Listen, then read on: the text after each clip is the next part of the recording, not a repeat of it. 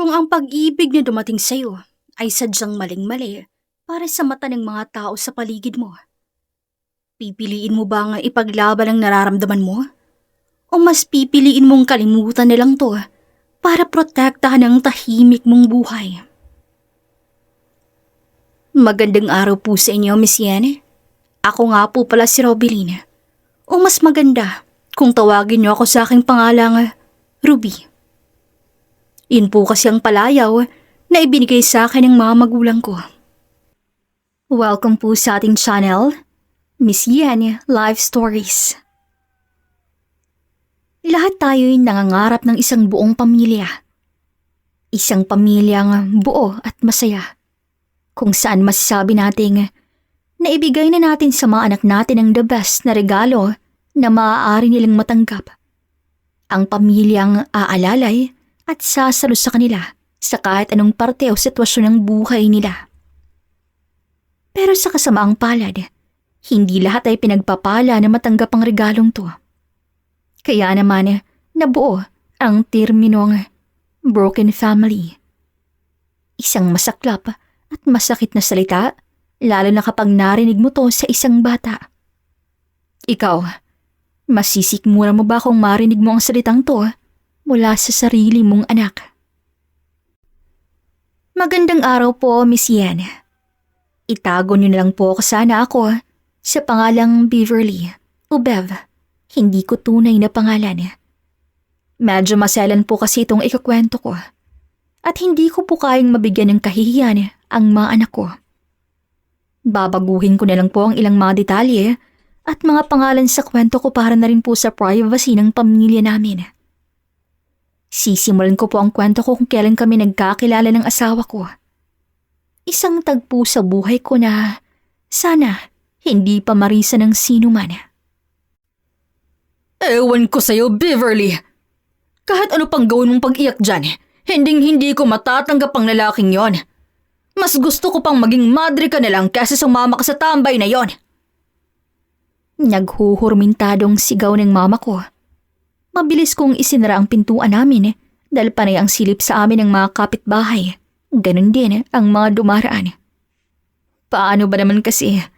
Parang aabot sa kabilang barangay ang boses niya. Mama naman, hindi pa naman po ako mag-aasawa eh. Boyfriend ko pa lang po si Marvin. At gaya nga po ng sinabi ko, mabait po siya at sinusubukan niyo pong magbago. Paliwanag ko, pero pinagbagsakan niyo lang ako ng sandok. Kesa hodang pakitaan ka pa ng sangkatutang laginto niyan, Beverly. Hindi ko matatanggap ang lalaking yan. Unang-una, pinag-aaral kita ng kolehiyo. Kahit pa magkanda kuba-kuba ako sa pagtanggap ng kung ano-anong inilaban ko lahat, mapag-aaral lamang kita. Tapos papatol ka lamang sa dakilang tambay na 10 taon ang danda sa'yo. 17 ka pa lang, 27 ang damuhong Marvin yon. Mag-isip-isip ka. Miss Yen, nung panahong yun ay hindi ko naman may pagkakailangan. Napaka-immature ko po talaga. Hindi ko maintindihan ng nanay ko. At ang importante lamang sa akin ay ang pagmamahali namin ng boyfriend kong si Marvin.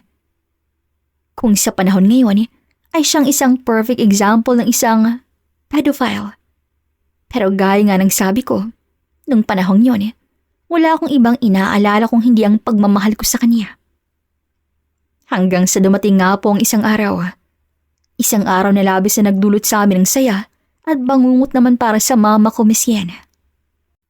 Ano? Anong buntis? Buntis ka? At masaya pa kayo? Hoy, Marvin, anong trabaho mo ha? Hanggang ngayon wala kang trabaho. Nakilang tambay ka pa rin na hanggang ngayon nakaasa sa mga magulang mo. Ultimo pang sigarilyo mo sa kanila mo hinihingi. Tapos naisipan mo pa dagang gumawa ng bata. At talagang sa anak ko pa. Bata lamang din yan. Halos mabasag ang eardrums namin ng boyfriend ko dahil sa pagsigaw ni mama. Kaya naman excited na talaga kaming makalayo at mamuhay ng kami lang para walang nakakaalam at walang nanghuhusga.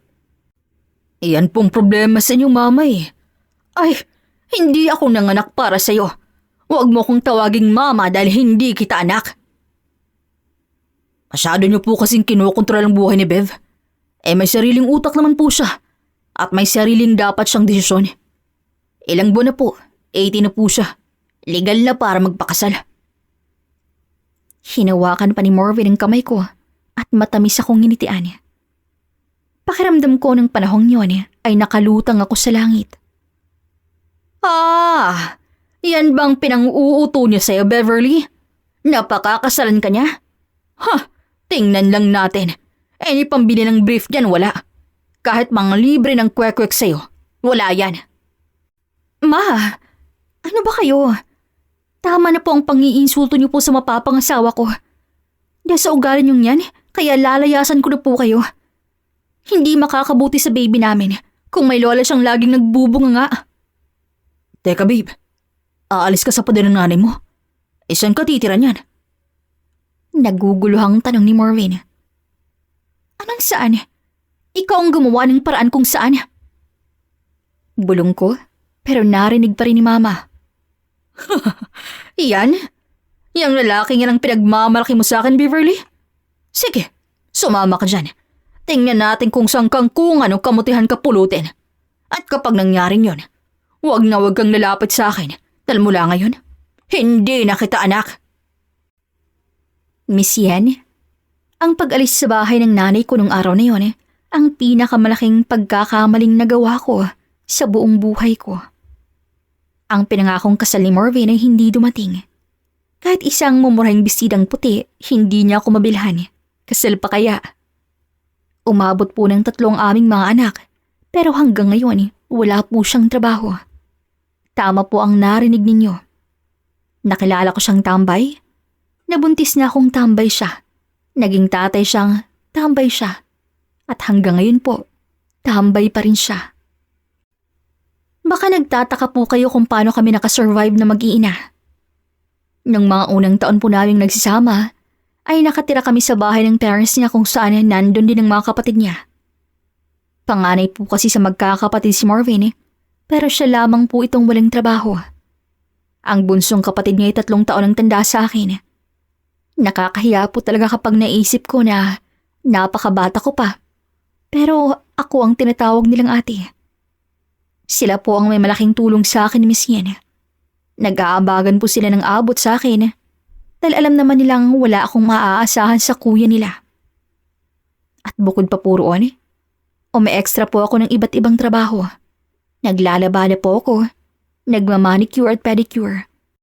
Minsan umi-extra din po akong tagaluto at tagahugas ng plato sa mga event tulad ng dibu, kasalan o kahit piyesta.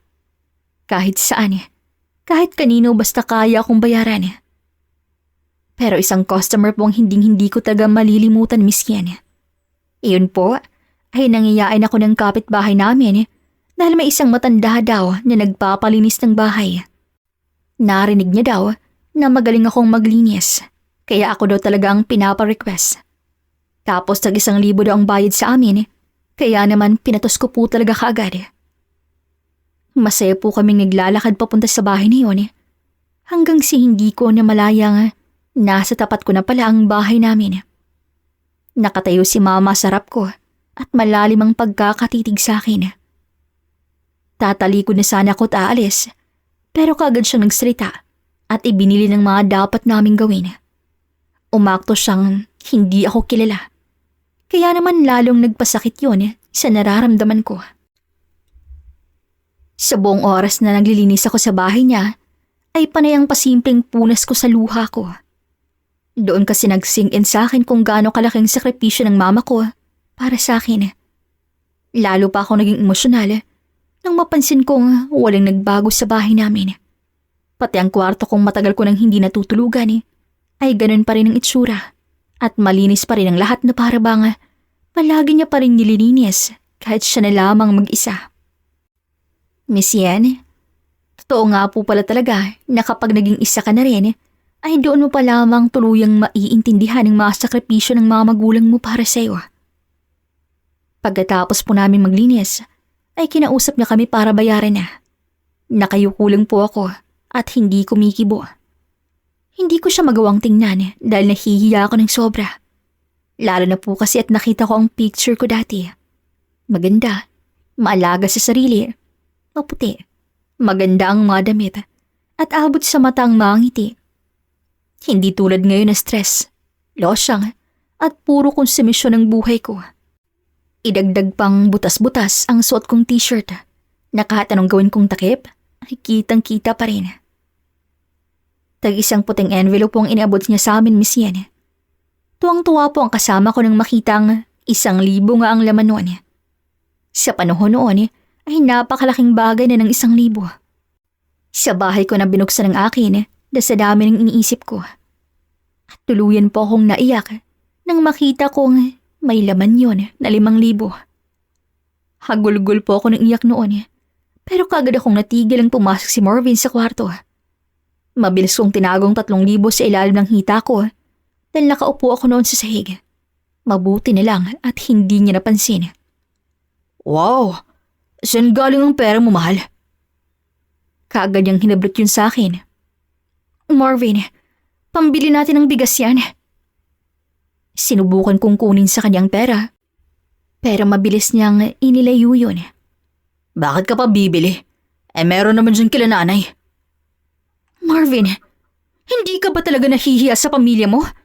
Kasi ako, hiyang-hiya na ako eh. Pagbubugnot ko, kahit kailan talaga, paurong mag-isip. Napakadamot mo naman. Ipang-iinom mo lang naman yan eh. Yung mga anak natin, kailangan ko pang bilhan ng baon. O sige na. O ayan. Ibinato niya sa mukha ko yung 1,000. Kaya nawawalan ako ng gana sa'yo eh. Napakabongera mo. Miss Yan, madalas naman po kaming mag-away ni Marvin dahil sa pagiging irresponsable niya. Pero iba po ang dating ng mga sinabi niya nung araw na yun. May kakaibang kaba na lumukob sa dibdib ko at hindi ko mapaliwanag pero hindi talaga ako mapakali. Pag alis ni Marvin, dumiretso po ako ng grocery para mamili. Inuna ko na po ang mga importante tulad ng bigas, dilata, noodles at pangbaon ng mga anak namin. 2,000 lamang pinamili ko dahil binigay ko na kay mama ang 2,000 natitira. Ganun kasi ang teknik ko para hindi makita ni Marvin ang pera ko. Ipinapatago ko sa mama niya. Kasama ko ang panganay naming si Daniel na bit-bit-bit-bit ang mga pinamili namin nang mapadaan kami sa bahay ng isang kumpare ni Marvin. Sobrang weirdo po nung araw na yon dahil hindi ko rin pumapigil ang lumapit sa may bakuran nila na dati hindi ko naman ginagawa. Gaya ng dati, may inuman na naman doon. May videoke pa nga at mukhang marami sila ngayon doon. Pero hindi po yun ang nakakuha ng atensyon ko. Naningkit ang mga mata ko nang mapansing nandun si Marvin. May isang batang babaeng sa tingin ko nasa 17 to 18 years old ang nakapatong sa kanya. Hindi na ako nagsayang ng oras. Binitawan ko ang mga bitbit ko at saka sila sinugod sa loob. Miss Yen, ang makapal kong asawa talagang hindi na nahiya. Ang perang binigay po ng nanay ko ay pinanglibre niya po ng alak. At hindi lang po yun. Ibinili niya rin ang bagong damit ang kabit niya na halos maging anak niya na sa layo ng agwat nilang dalawa. Pinagsabihan ko po siya pero hindi ako nagskandalo doon. Natigil ang kasiyahan nila pero hindi ako nanggulo o nanakit. Miss Yen, akala ko po doon matatapos yun. Pero doon po ako nagkakamali. Dahil ilang araw lang po ang lumipas, dinala niya po sa bahay nila ang kirida niya. Ano ba yung kalokohan mo ni Marvin? Hindi ka na ba talaga matatapos? Sigaw ng mama niya habang pare-pareho kaming nakaupo sa sala. Katabi ko si mama habang katabi naman niya ang kirida niya. 3 anak mo dito kay Beverly. Wala kang sariling trabaho at wala kayong matirahan. Tapos ngayon ganyan ang gagawin mo? Magdadagdag ka pa ng isa pang babaeng sisirain mang buhay? Kung hindi lamang talaga kita anak, isusuka kita. Wala kang kwentang tao. Tumayo si mama at pinaghahampas siya, habang tahimik naman akong nakaupo at umiiyak. Awang-awa ako hindi lamang sa sarili ko, kung hindi lalo na sa mga anak ko. Bakit ko nga ba hinayaang magkaroon sila ng ganong klaseng tatay? Ngayon alam ko na kung bakit ganon na lamang talaga kababa ang tingin ng nanay ko sa kanya noon. Magbabago na ako, ma. Hahanap ako ng trabaho. Magbabago na po ako dahil mahal ko po si Joanna. Mahal mo ang batang yan? Hindi ka na nangilabot talipandas ka? Eh ako, Marvin, paano ako? Hindi mo ba ako mahal? Singit ko. Miss Yan, hindi niya po nasagot ang tanong kong yun. Pero ang mga naging desisyon at mga actions niya po ang mismong sumagot ng tanong ko. Itinar niya po kasama namin ang babaeng yun. Hindi ko po siya kinikibo. Pero sa totoo lang, mabait naman po si Joanna. Napag-alaman kong dayo lang bala siya at hindi niya alam na may pamilya pala si Marvin.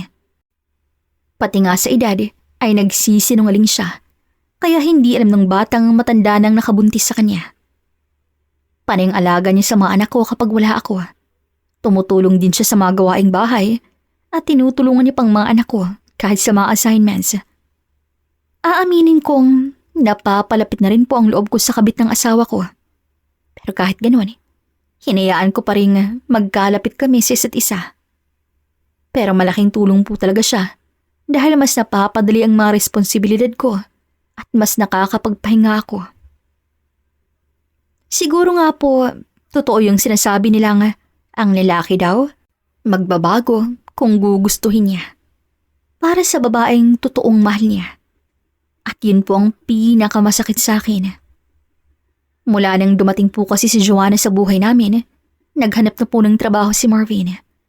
Bagay na taon ko nang pinapakiusap sa kanya, pero ni minsan hindi niya po ginawa.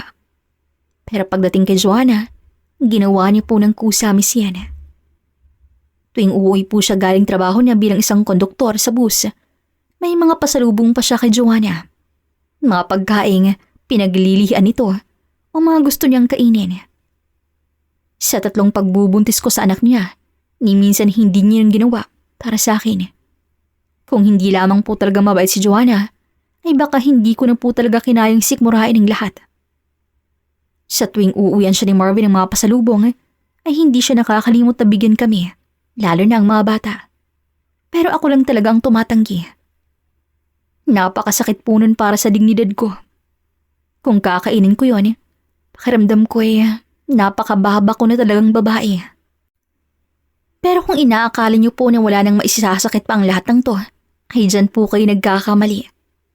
Dumating po kasi ang araw na merong kasalang bayan sa amin. Inggit na inggit po talaga ako palagi sa mga taong kinakasal. Sabi ko pa nga, kahit siguro tinapay lang na may palaman at peanut butter at orange juice ang handa ko ay okay lang. Ang importante, may kasal ako. Kakatapos ko pong makipaglabada noon. Nakasuot ako ng bisidang punit-punit na. Nakataas ang buhok kong inipitan ng clam. Tuwang-tuwa ako papasok ng bahay na naka 500 ako ngayong umaga pa lang. Pero kaagad bumagsak ang mga balikat ko nang makita ko silang mukhang nagkakasiyahan. May handaan sa sala, may mga bisita at may mga tugtugan. Nakasuot ang puting bisita si Joanna at nakaupo sa sala. Katabi si Marvin na nakasuot ang polo shirt na puti at bagong gupit pa. Oh, Beverly, kain ka na dun. May mga handa pa.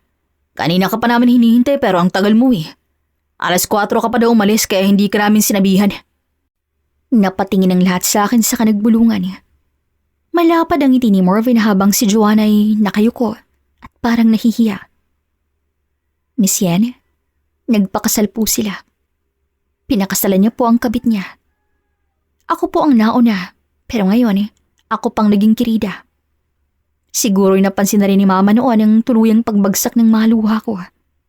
Hinawakan niya po ako sa braso at hinila papasok sa kwarto niya. Panay po ang hingi ng tawad sa akin ni Mama dahil hindi niya raw po alam na gano'n ang gagawin ni Marvin. Niyakap niya po ako at hiniyaan lang umiyak ng umiyak sa balikat niya. Pati ang mga kapatid ni Marvin ay mukhang walang alam. Bigla na lamang daw kasing dumating sila Marvin at Joanna galing sa kasalang bayan na may dalang mga nakabilaong pagkain at mga bisita. Mukhang sinadya talaga nilang wala kaming magagawa. Miss Yan, halos panahon po ako ng katinuan ng panahong yon.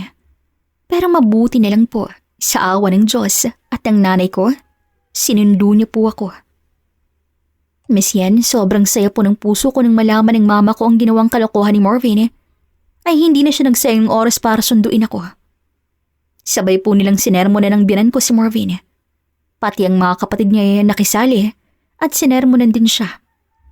Kahit sobrang daming sakit at panlilit na naranasan ko, sobrang saya ko po nung oras na yon. Dahil pinagtanggol nilang kaming mag-iina. Miss Yan, sa ngayon po, nakatira na po kami ng mga anak ko sa nanay ko. Pinalayas nila si Marvin sa bahay nila para daw magising siya sa mga kalokohan niya. At pinabarangay din siya ng nanay ko nang sa ganon, sustentuhan niyang mga anak niya sa akin. Sobrang hirap din po kasi ng buhay at marami pa rin pong pagsubok. Pero ngayon, nagdesisyon akong i-focus na lang ang buhay ko sa mga anak ko at sa nanay ko. Ngayon po na malayo ko kay Marvin, ay unti-unti na pong naging maayos ang buhay ko at bumabalik na rin po ang dating gandang nawala sa akin. Sa katunayan po, ay isa na akong sales clerk sa isang sikat na mall ngayon. Naka-aircon, araw-araw naka-heels at naka-makeup. Small wins, ika nga po nila. Dito ko na po tatapusin ang kwento ko, Miss Yen. Sana po ay marami pang sumusubaybay sa inyong channel. Maraming salamat po sa pakikinig.